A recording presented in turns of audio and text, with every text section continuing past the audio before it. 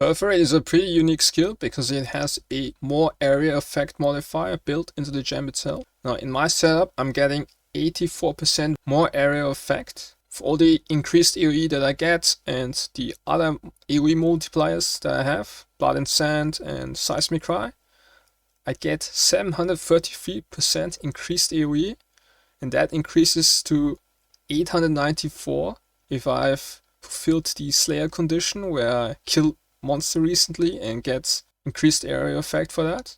Now in total we have 3 more AoE multipliers. From the Perforate we have 84% more, from Blood and Sand 17% and Seismic Cry 50%.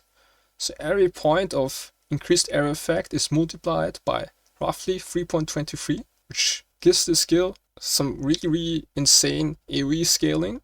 Now another unique thing about Perforate is that you have also a blood stance where you're sending out spikes that can overlap. Now without an Ashes you're getting roughly 7 overlaps if you stand very closely to your opponent. With a not perfect Ashes this will increase to 8. Overall it has a sand stance where you have a lot of AoE and a blood stance where your single target is quite good, which makes this skill I think pretty good. Now to get 7 overlaps you need to stand rather close to your opponent and you should have a little bit of increased AoE. The increased AoE from Pulverize is enough to get your 7 overlaps. Now the downside of Perforate blood stance is you definitely have to stand very close, and I mean within a 1 meter distance of your opponent, otherwise a lot of the spikes will miss. Now with Ashes this number goes, you get 8 overlaps, and within a perfect one you would typically get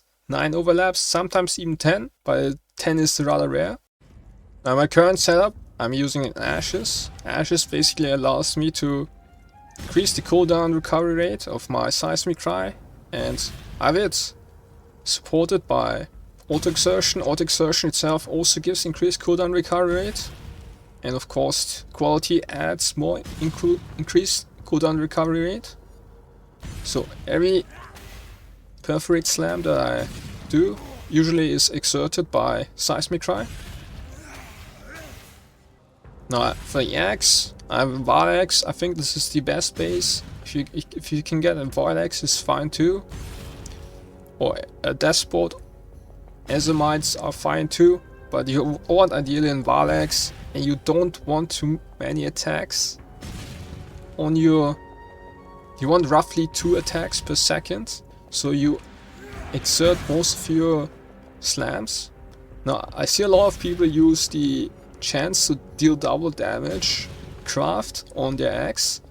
This craft is not ideal because you already deal double damage with Intimidating Cry, so you already have 100%. So I have an Auto Exertion setup with Seismic Cry, and that requires a Enlighten 3. Otherwise you have to throw out, I believe, Flesh and Stone if you don't have an Enlighten 3. And with an Enlighten 3 you also need the increased mana reservation efficiency of skills, Ether implicit, and then you can run your Hair of Purity with your Flesh and Stone, Pride, and the Auto Exertion, as well as the Blood and Sand. Where is it? Ah, there it is. Other than that, I use Amethyst Rings to get close to capped kill stress. Now you don't have to, but I would really recommend it. If you're poisoned, you can die very quickly, so I would always go for Amethyst Rings, so poison doesn't deal that much damage. Other than that, I've made a few changes to my skill tree. So I took out these nodes because I only have 2 war cries that I'm really effectively using, since I have Seismic Cry and Auto Exertion, but instead I pathed over here, so you can click the increased the Axe Impale nodes, and that allows you to go for an additional Axe Mastery point. So in this case I clicked the increased damage while in Blood stance and increased area effect while in Sand stance.